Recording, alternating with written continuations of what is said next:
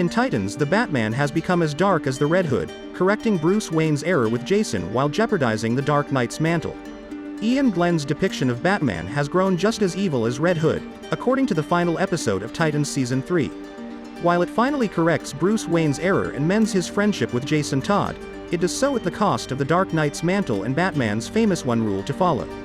Despite the fact that Batman slaying the Joker in retaliation for the death of Jason Todd was everything the Red Hood of the comics desired from his surrogate father, Titans take their connection in a more ambitious and strange route towards the season's end. Season 3 of Titans begins with Batman murdering the Joker, which is a significant departure from what happened in the comics. While the Clown Prince of Crime does murder Jason, resurrecting him as the Red Hood, Batman refuses to violate his rule and stoop to the harsh measures that Iain Glen's obviously shattered Bruce Wayne takes on Titans.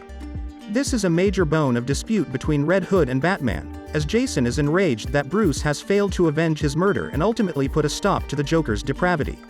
In the comics, Wayne's motive is primarily based on his fear of being unable to stop murdering if he allowed himself to break his rule, while the Titans version takes a totally different decision. The Season 3 finale concludes with a chat between Bruce and his surrogate son, who has returned to Gotham after Donna Troy saved him from attempting suicide earlier in the season. Jason asks Bruce directly whether he murdered the Joker for him, and Bruce says yes. Jason praises him, but in the end, he chooses to walk out on his own, which seems like an unusual character choice. Based on how Jason Todd is depicted in the comics, Batman does precisely what Jason has always wanted him to do. It was an act that should have healed and mended their connection, even if it came at the cost of breaching his one rule and tarnishing the mantle of the Black Knight, arguably making him just as dark as Red Hood. While Batman's position in the Titans universe has been entirely turned upside down and taken in some unexpected places, the thought that the Dark Knight would choose retribution and murder the Joker merely to prevent Jason and Bruce from reconnecting is insane. In the comics, it's the one thing Jason Todd has always desired from him.